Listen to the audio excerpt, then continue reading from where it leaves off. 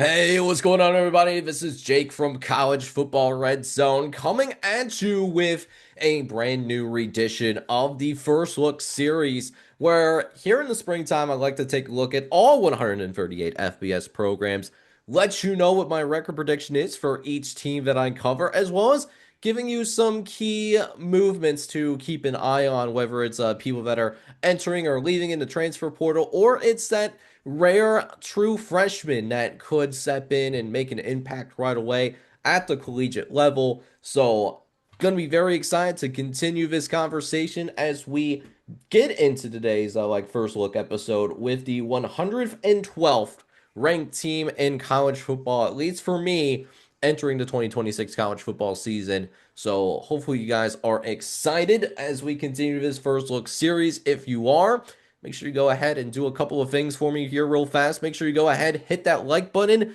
as well as hit that subscribe button as well if you do happen to be brand new to the channel.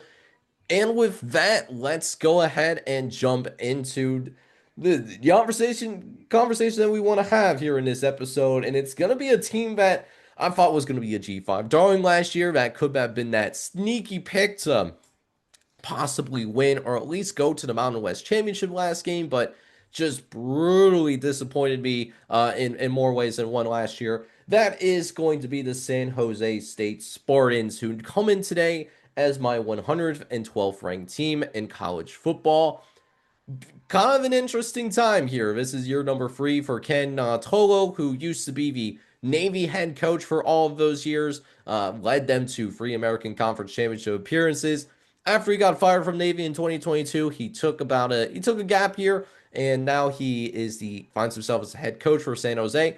Was a solid year for them in 2024. They ended up going to a bowl game, and with the amount of offensive talent that they were returning, they do end up going ahead, and that was a reason why they were getting so much excitement going into this season.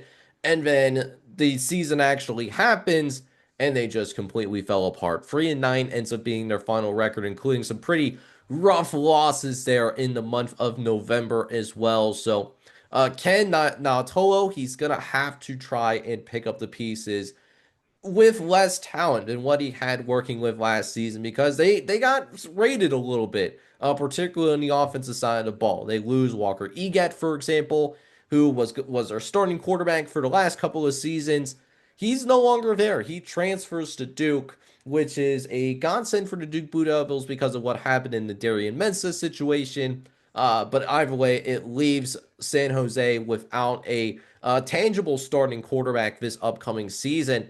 And even if a quarterback does end up emerging in over the course of spring ball and into the summertime as well, at the same time though, who's this quarterback going to throw the ball to this upcoming year, right? They lose Danny Scudero, who was their top receiver last year, and that's a really big loss for them. He had over 1,300 receiving yards in the over the course of last season.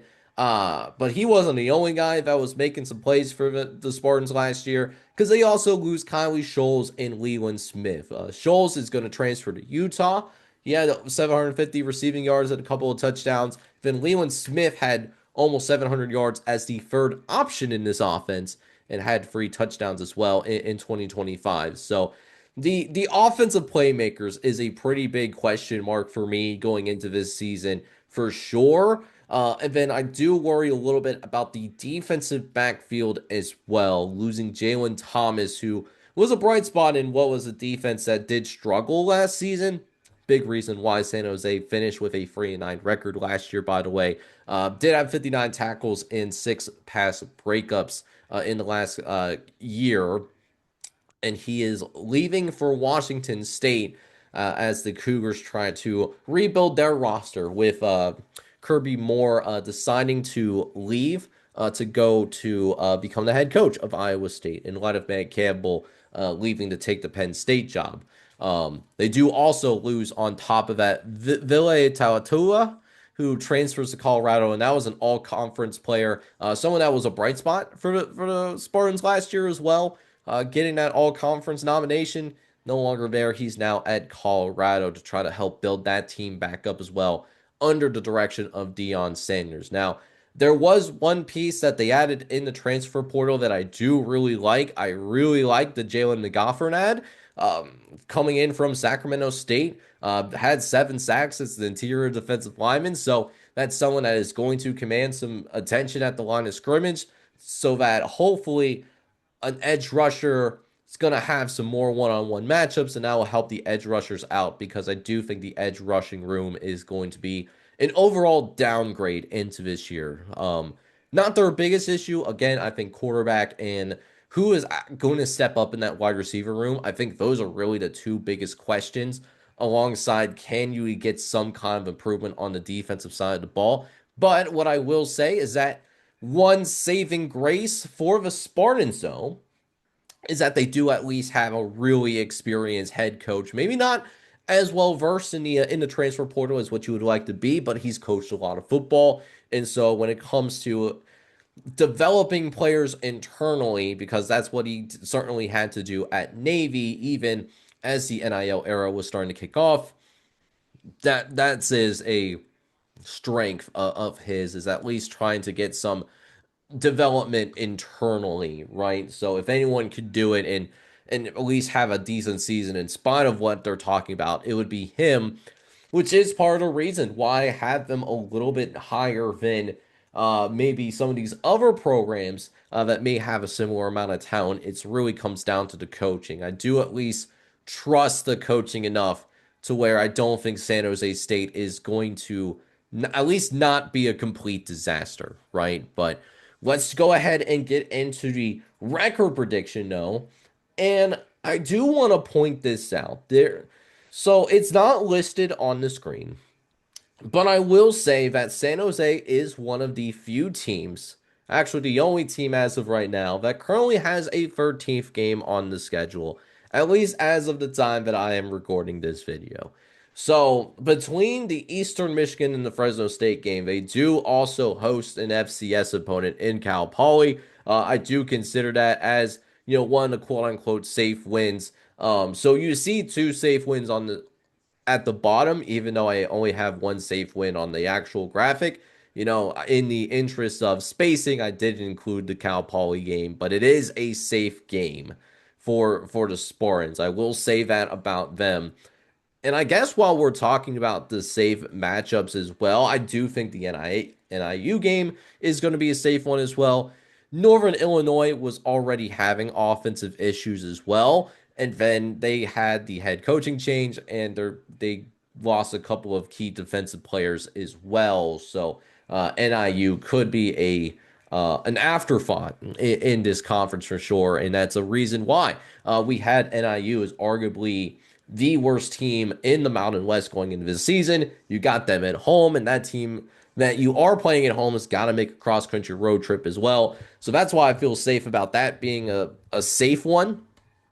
And I do think that there is a best case scenario where they can at least double their win count in comparison to last season. So not as good as what they did a couple of years ago, but if that development happens and we do see some wide receivers step up, the defense gets internal development in the wide receiver room is better than expected. There's a space where they can double the win count, but they also have some really tough games in there as well, both in the start of the year and then really getting into November as well.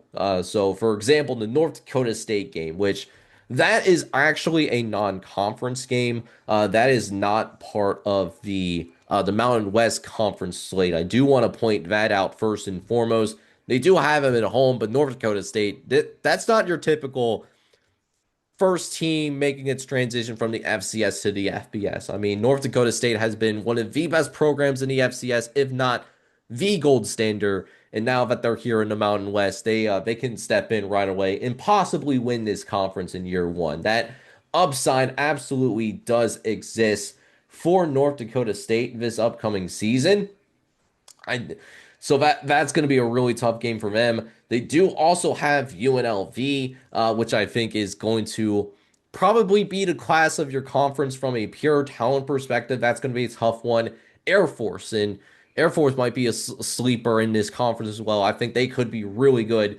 And then New Mexico under Jason Eck. I think Jason Eck does have the coaching advantage, even though he hasn't been coaching as well. But then even at the start of the year, that non-conference slate is not going to have a lot of easy games either. I mean, obviously, don't really expect much from the USC game or the like the Fresno State matchup as well. I think Fresno State has a chance to make it to the Pac-12 title game.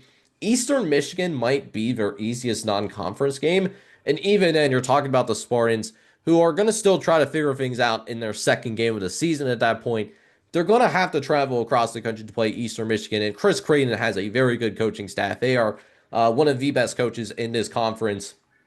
Doesn't get the love that he deserves because his record isn't impressive by any means. He's a sub 500 tenure at Eastern Michigan, but he's a damn good football coach. And I mean, they're going to defend their home turf pretty viciously, I would say. So that's not as easy as maybe what that would look like on paper. They do have a few winnable games in this conference outside of NIU. They do have Wyoming at home. We'll see what Wyoming's offense looks like going into the year. I think the defense is going to at least keep Wyoming competitive in a lot of games once they get into Mountain West Conference play. UTEP on the road. UTEP is still also trying to figure things out as they are a newcomer in the Mountain West. So San Jose State does get both newcomers in UTEP and NIU on the schedule this year.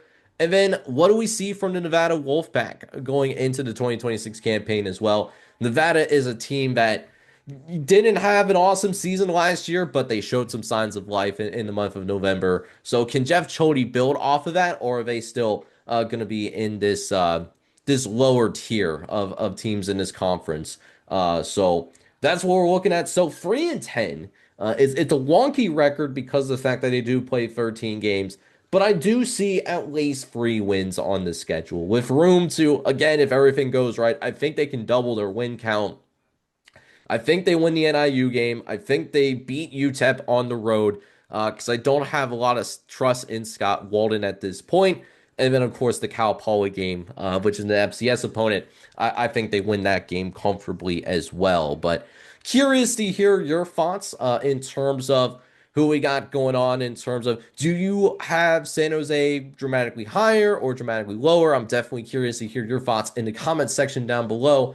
And if you've been enjoying this series, man, I would truly appreciate it from the bottom of my heart if you went ahead, you do a couple of things for me. Hit that like button, and then also hit that subscribe button as well if you do happen to be brand new to the channel. A lot of work goes into it, so doing those two things real fast, I would genuinely appreciate that from the bottom of my heart. But with that, this is Jake from College Football Red Zone signing off. Hope you guys are all out there having a good one. Take care, everybody.